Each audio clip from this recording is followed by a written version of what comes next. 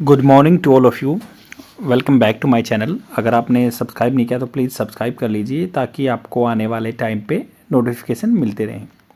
जैसे कि आप जानते हैं मैं डेली द हिंदू न्यूज़पेपर से एक वीडियो लेके आता हूँ। सेम आज भी हम द हिंदू न्यूज़पेपर का एडिटोरियल डिस्कस करेंगे जो कि आपके एग्ज़ाम पर्सपेक्टिव से बहुत ही बेनिफिशियल रहता है। स्पोकन इंग्लिश के लिए आपको यहाँ से बहुत सारा कंटेंट मिलेगा। अगर आप इंग्लिश बोलना चाहते हैं तो ये अपनी जर्नी स्टार्ट कर सकते हैं रेगुलर बेसिस पे मेरे साथ। आज जो हम आर्टिकल बात करेंगे उसमें बात की है इक्विटी। इक्विटी होती है बराबरता। इक्वेलिटी होता है सब में बराबर हो, बट इक्विटी होता है जैसे क्या होता है गरीब को भी उतना ही मतलब उसके हिसाब से पैसा मिले, मतलब गरीब को थोड़ा सा ज़्यादा मिले अमीर को कम मिले, तो उसको इक्विटी बोलते हैं। कंसर्न्स होता है चिंता इन बैनिंग फॉसिल फ्यूल्स एक्सट्रैक्शन। तो बैन करना, किसी पे रोक लगाना। फॉसिल फ्यूल्स जो जीवाश्म ईंधन है जैसे कोल वगैरह, पेट्रोलियम। एक्सट्रैक्शन, एक्सट्रैक्शन होता है निकालना, किसी चीज़ को एक्सट्रैक्ट करना। तो आपको ये चीज़ें समझनी है कि ये जितना भी कंटेंट है वो आपके एग्ज़ाम पर्सपेक्टिव से बेनिफिशियल है। और इसमें देखो टाइम तो लगता ही है कोई भी चीज़ प्रिपेयर करने में। मैंने जो भी इसमें कंटेंट दिया उसको सिंप्लीफाई फॉर्म करके लिख दिया ताकि आप अच्छे से कंप्रेहेंड कर सकें और डायरेक्ट अपने एग्ज़ाम पर्सपेक्टिव से अगर आप यूपीएससी या स्टेट पीसीएस की तैयारी कर रहे हैं तो मेंस आंसर राइटिंग में डायरेक्ट लिख सकते हैं। यहाँ पे जितना भी जो डाटा दिया हुआ है उसमें बहुत सारे वोकेबलरी वर्ड हैं जो स्पोकन इंग्लिश को इम्प्रूव करेंगे आपकी। और फ्रेंड्स ये कंटिन्यूस प्रैक्टिस है, आपको डेली बेस पे करनी पड़ेगी तभी आपको रिजल्ट मिलेगा। यहाँ पे बात की है। और फ्रेंड्स प्लीज़ लाइक ज़रूर कर देना क्योंकि ये आपका बहुत कम टाइम लेगा लाइक करने में, बट ये कंटेंट बहुत वैल्यूएबल है आपके लिए। और इसको डेली बेसिस पे देखेंगे तो डेफिनेटली आपको अच्छी खासी नॉलेज हो जाएगी। यहाँ पे स्टार्ट करते हैं कैसे न्यूज़पेपर का आर्टिकल पढ़ते हैं। तो इसमें डाटा डिटेल दी हुई है कि ग्रोइंग मोमेंटम। मोमेंटम क्या है? किसी चीज़ को आगे बढ़ाना, मोमेंटम धक्का देना। For phasing out, phase out होता है किसी चीज़ को निकाल के फेंक देना, ख़त्म कर देना। फॉसिल फ्यूल्स, फॉसिल फ्यूल जीवाश्म ईंधन। सब्सिडीज़ जो छूट मिलती है, सब्सिडीज़ गवर्नमेंट देती है। And extraction to meet Paris agreement goal keeping warming under 1.5 degree Celsius.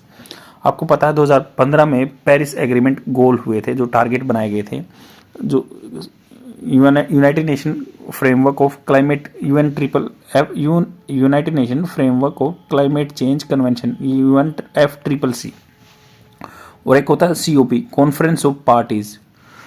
तो ये 25 हुई थी जो पेरिस में, उसमें टारगेट हुआ था कि 1.5 डिग्री सेल्सियस टेम्परेचर रखना है, इससे ऊपर नहीं जाने देना है। वो मतलब 2 डिग्री तक रखना है, मैक्सिमम 1.5 तक। तो अभी फेजिंग आउट कर रहे हैं। आपको पता है जैसे जो भी हम पेट्रोल डलवाते हैं उसमें सब्सिडी मिलती है। सब्सिडी गवर्नमेंट, सेंट्रल गवर्नमेंट भी देती है और स्टेट गवर्नमेंट भी देती है। और पेट्रोलियम और ATF ये वगैरह डीजल ये GST के अंदर नहीं आते हैं। ये GST के अंदर अभी तक इंक्लूड नहीं है, जो जनरल अपना टैक्स होता है, तो GST के अंदर नहीं आते हैं। इसमें बात की गई है कि जो 1.5 डिग्री है उसमें सब्सिडी अब कम करेगी गवर्नमेंट का। क्या है, मूवमेंट चल रहा है, एक आगे पुश कर रहे हैं for phasing out fossil fuel subsidy. और फेजिंग आउट खत्म करना चाह रहे हैं जो फॉसिल फ्यूल्स सब्सिडी मिल रही है। एक्सट्रैक्शन ऑफ मीट, या फिर आगे एक्सट्रैक्शन नहीं करना, निकालना भी नहीं है धरती से जीवाश्म ईंधन। To meet the Paris agreement goals of keeping warming under 1.5 degree. इस चीज़ में मूवमेंट आ रहा है, ग्रोइंग मूवमेंट आ रहा है। प्रपोजल्स जैसे कुछ प्रस्ताव किए गए हैं लाइक कोल एलिमिनेशन, कोल को ख़त्म करना, एलिमिनेट करना, किसी चीज़ को ख़त्म करना। ट्रीटी एलिमिनेशन जो ट्रीटी है बाई 2030 2030 तक कोल एलिमिनेट करना है, उसके लिए ट्रीटी बनाई गई। एक क्या होता है ट्रीटी? संधि होती है, हिंदी में संधि बोलते हैं। Fossil fuels NPT, non proliferation treaty. आपको पता होगा कि NPT होती है न्यूक्लियर के लिए, न्यूक्लियर चीज़ों के लिए भी है। NPT साइन करते हैं कि इंडिया ने साइन नहीं की है NPT, नॉन प्रोलिफरेशन ट्रीटी, जो डेवलप कंट्री उन्होंने साइन की हुई थी। बट यहाँ पे फॉसिल फ्यूल्स की नॉन प्रोलिफरेशन होता है ना, बढ़ाना, अपना एक्सपेंड करना, तो बढ़ाना नहीं है, उसके लिए ट्रीटी है।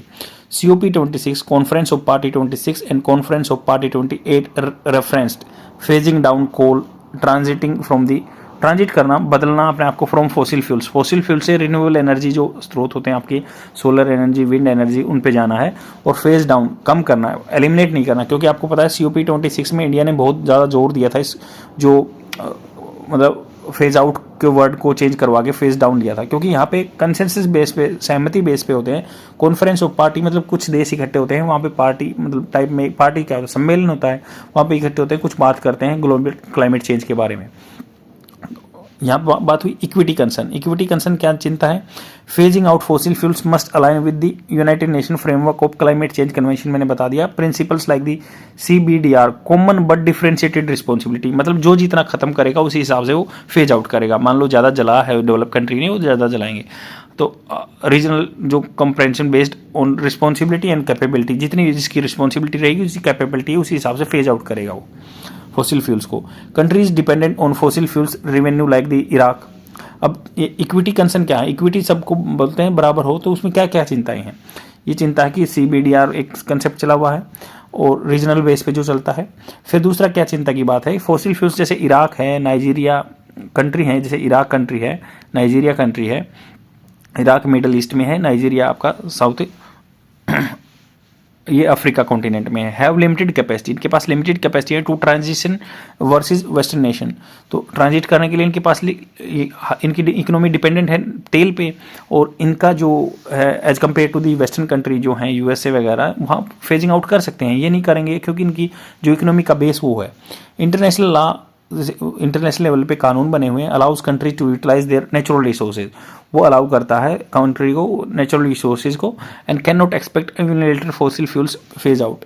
तो ये कह रहे हैं कि सबकी जो नेचुरल रिसोर्सेज पे सबके देश का अलग अलग हक है, और वो can not expect, Akanksha expect होता है आशा, वो आशा नहीं करता है यूनिलेटरल, मतलब अकेले अपने आप fossil fuel phase out. India की क्या सिचुएशन है? डिस्पाइट प्रोग्रेस तो की इंडिया ने, India's power sector heavily dependent on fossil fuels. Progress तो की है, बट इंडिया का जो पावर सेक्टर है बहुत ज़्यादा डिपेंडेंट रहता है। इंडिया की सिचुएशन ये है कि इंडिया का पावर सेक्टर बहुत ज़्यादा डिपेंडेंट रहता है फॉसिल फ्यूल्स पे, और लगभग 3.6 मिलियन जॉब्स, 3.6 मिलियन जॉब है। मिलियन क्या होता है? 10 लाख, 3.6 मिलियन जॉब जो connected to the coal mining and power, coal खोदने से और पावर से, ये लगभग मतलब 36 लाख के आसपास जॉब इसमें इंक्लूडेड है पावर। तो हम कैसे अफोर्ड, तो India can not afford abrupt, एकदम सडनली, एब्रप्ट होता है सडनली ट्रांजिशन, सडनली हम अपने कोल को बंद नहीं कर सकते हैं। कैरोसिन सब्सिडी, जैसे कैरोसिन पे सब्सिडी छूट देती है गवर्नमेंट ईंधन के लिए, क्रिटिसाइज करते हैं, आलोचना करना as inefficient, but India side CBDR and differential timelines. तो इंडिया क्या करता है? कैरोसिन सब्सिडी देता है इंडिया, जैसे तेल जलाने के लिए, पानी एक्सट्रैक्ट करने के लिए खेतों से आदमी यूज़ करते हैं अपने इंजन में, तो ये इनएफिशिएंट है, मतलब ज़्यादा उसका फॉसिल फ्यूल्स ज़्यादा एमिशन करता है बट एनर्जी कम मिलती है। बट इंडिया क्या करता है? साइट होता है, अपना प्रस्ताव रखता है कि हम कॉमन बट डिफरेंशिएटेड रिस्पॉन्सिबिलिटी, मतलब रिस्पॉन्सिबिलिटी तो कॉमन है हमारी जो है अपनी जिम्मेवारी, बट डिफरेंशिएटेड रिस्पॉन्सिबिलिटी रहेगी कि अलग अलग तरह से फेज आउट करेंगे। तो डिफरेंशियल टाइमलाइन, अलग अलग टाइमलाइन तक, कोई कह रहा है कि कार्बन जीरो जो है 2050 तक पहुंच जाएंगे, इंडिया ने 2070 का टारगेट बनाया है। एट COP26 जो कॉन्फ्रेंस ऑफ पार्टी 26 हुई थी, आपको बताना है कहाँ पे हुई थी, 27 28 भी हो चुकी है। तो इंडिया ने जोर दिया था उन चेंजिंग फेज आउट, जो फेज आउट टर्म थी उसको फेज डाउन करने के लिए, अनअबेटेड मतलब बिना रुके हुए कोल को, अनअबेटेड होता है बिना रुके हुए प्रोलिफरेशन करना, तो उसको फेज डाउन की टर्म के जोर दिया था। कंक्लूजन क्या है इस पूरे आर्टिकल का कि इंडिया एंड डेवलपिंग नेशन जो है शुड चैलेंज हिपोक्रेसी मतलब ढोंग कर रखा है वेस्टर्न डबल स्टैंडर्ड, उनका डबल स्टैंडर्ड है। कहते हैं ना कि डबल स्टैंडर्ड दोनों तरफ की बातें करता है। ऑन फॉसिल फ्यूल्स यूज पे मस्ट कॉल आउट मतलब पुकारना चाहिए, सबको बोलना चाहिए, आह्वान करना चाहिए। अर्ज बोलते हैं इसको, अर्ज इसका सिनोनिम हो सकता है। तो अर्ज कंट्रीज इंक्रीजिंग प्रोडक्शन, वो जैसे OECD हैं, ऑर्गेनाइजेशन ऑफ इकोनॉमिक, या जो OPEC कंट्री हैं, ऑर्गेनाइजेशन ऑफ पेट्रोलियम जो कंट्री है, एक्सट्रैक्ट कंट्री हैं, तो वो उनको कहते हैं कि भी इंक्रीज करो production while expecting developing nation to rapidly shift, और वो कह रहे हैं, एक्सपेक्ट कर रहे हैं, आशा कर रहे हैं कि जो डेवलपिंग कंट्री हैं वो शिफ्ट हो जाएंगे और ट्रांजिट पे अपना रिन्यूएबल एनर्जी अडोप्ट कर लेंगे। एडिशनली डाटा क्या इसमें और है कि प्रोडक्शन गैप रिपोर्ट जो बताती है, मतलब कितना प्रोडक्शन हुआ है पेट्रोलियम, इनका जो क्रूड ऑयल है। कंट्रीज प्लान टू प्रोड्यूस 111 मतलब 110% मोर फॉसिल फ्यूल्स बाय 2030, मतलब OPEC कंट्री क्या है 110% और बढ़ा देंगे। ये एडिशनल डाटा दे रहा हूँ 2022 का, ये प्रोडक्शन गैप रिपोर्ट 2022 की है।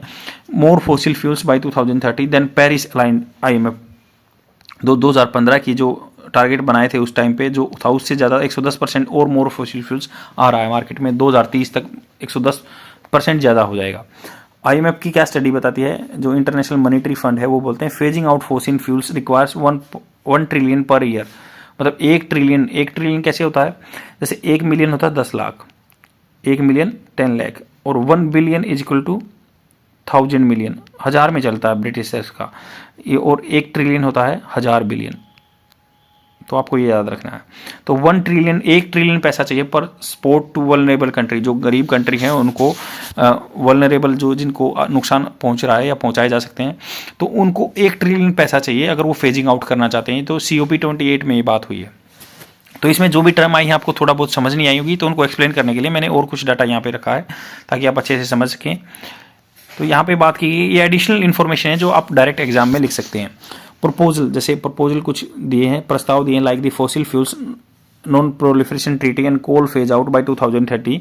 Treaty aim to rapid reduction in line with the 1.5 degree goal 2015 में लिया था जो। तो COP26 कब हुई थी, 2021 में हुई थी, and had a reference to the phasing out, Glasgow में हुई थी, आपको याद रखना है। फेजिंग डाउन अनअबेटेड बिना रुके हुए coal power in its power decision. COP28 2023 में हुई है, कहाँ पे, UAE में हुई थी, दुबई में। Adopted a decision on transitioning away from fossil fuels, ये कह रहे हैं कि एक एडिप्शन किया था, ट्रांजिशन अवे करना है। यहाँ भी टर्म ट्रांजिशन अवे मतलब दूर जाना किससे, फॉसिल फ्यूल से। यहाँ तो नहीं तो फेज आउट टर्म को, बट आपको ये याद रखना है 2021 में क्या होता, कोल पावर के लिए यूज हुई थी, बट अब या पूरा फॉसिल फ्यूल्स को इंक्लूड कर लिया, पेट्रोलियम वगैरह को। To reach net zero emission by 2050, net zero emission western country के 2050 तक जीरो एमिशन क्या है कि भी कम जीरो हो जाए कार्बन जो एमिट करते हैं हम उसको, 2050 तक टारगेट है वेस्टर्न कंट्री का, हमारा 2070 तक है। Equity concern in transition, equity concern क्या चिंता है ट्रांजिशन में। United Nation framework of climate change convention principle like the common but differentiated responsibility means country can not expect to have equal transition, सब equal transaction नहीं कर सकते हैं। Timeline जो भी अलग अलग टाइमलाइन रहेंगी, यहाँ तक खत्म करना, बाकी सबको खत्म करना है, बट टाइमलाइन अलग अलग रहेंगी। Country like the Iraq, Nigeria depend रहते हैं फॉसिल फ्यूल्स पे, लिमिटेड कैपेसिटी है वर्सेस जैसे US UK है विद डाइवर्सिफाइड इकोनॉमी है, IMF की स्टडी बताती है। अंडर इंटरनेशनल की कंट्री हैव सोवरेनिटी, मतलब संप्रभुता है, अपनी संप्रभु हैं, अपना डिसीजन ले सकते हैं ओवर नेचुरल रिसोर्सेज, उनके जो रिसोर्सेज हैं उनको यूज कर सकते हैं विद इन देयर बाउंड्री। इनमें राइट वर्सेज ऑब्लिगेशन का एक कंसेप्ट है, आप आंसर में डायरेक्ट लिख सकते हैं। इंडिया क्या सिचुएशन है, despite renewable energy growth, India ने रिन्यूएबल एनर्जी ग्रोथ कर लिया है। मतलब आपको पता होगा कि हमने टारगेट बनाए थे कि हम 2022 तक अच्छा खासा कर लेंगे, 175 गीगावाट्स कर लेंगे, तो हम उस टारगेट पे पहुंच गए हैं, उस डायरेक्शन में। कोल प्रोवाइड करता है बट 70% ऑफ इंडिया इलेक्ट्रिसिटी, कोल जो है ये इंटरनेशनल एनर्जी एजेंसी का डाटा है 2021 का, आपको यूज कर लेना है डायरेक्ट एग्जाम में। 70% जो इंडिया की इलेक्ट्रिसिटी डिपेंड रहती है कोल पे, कोयले पे। और रिन्यूएबल एनर्जी ग्रोथ 175 गीगावाट हमारा टारगेट था 2022 तक, हम उन्हें अचीव भी कर लिया है रिन्यूएबल एनर्जी से, जो सोलर एनर्जी, विंड एनर्जी से। तो यहाँ पे बात कीजिए 3.6 मिलियन जॉब, 3.6 जो मिलियन जॉब है, मिलियन क्या होता है 1 मिलियन 10 लाख, 36 लाख जो जॉब है कनेक्टेड है कोल से, माइनिंग से एंड पावर से। और जो डाटा क्या बता रहा है 2021 का ब्रूकिंग स्टडी बताती है, तो आप कोट कर सकते हैं इसको एग्जाम में डायरेक्ट। ब्रूकिंग स्टडी बताती है कि हमारा जो 36 लाख जो जॉब है कोयले पे डिपेंड करती हैं या पावर पे, 2021 का ब्रूकिंग स्टडी बताती है। और COP26 में 2021 में इंडिया ने जोर दिया था कि भी फेज आउट को फेज डाउन टर्म से चेंज करो, तभी वहाँ पे डिसीजन लिया जाएगा, रिकग्नाइजिंग नीड्स। एडिशनल डिटेल क्या है, जो प्रोडक्शन गैप रिपोर्ट मैंने बताई 2022 की, कंट्री प्लान कर रहा है 110 produce 110 more fossil fuels by 2030 then the Paris 2015 में जो अलाइन हुआ था पेरिस एग्रीमेंट में। IMF स्टडी बताती है कि फेजिंग आउट जो fossil fuels will require 1 trillion per year in support of the vulnerable nation. तो ये डाटा है कि 1 ट्रिलियन पैसा चाहिए जो वल्नरेबल कंट्री हैं उनको, तभी वो फेज आउट कर सकते हैं। आई होप आपको समझ में आएगा, पॉइंट कुछ रिपीट भी कर दिए गए हैं ताकि आप अच्छे से इनको एग्जाम में लिख सकें, स्क्रीनशॉट ले सकते हैं। बट आप वो जो कंटेंट दिया उस जो होगी इस आर्टिकल में, इसको थोड़ा सा समझने में आपको प्रॉब्लम हो सकती है, बट ये कंटेंट मैंने दिया है इसकी वजह से आप समझ सकते हैं। यहाँ पे बताया भी गया, जैसे ग्लासगो में 2021 में हुई थी COP वगैरह, 2025 तक जो टारगेट है ये है। और आज के लिए इतना ही, प्लीज़ शेयर जरूर कर देना अपने फ्रेंड में और डेली देखते रहो। Thank you very much.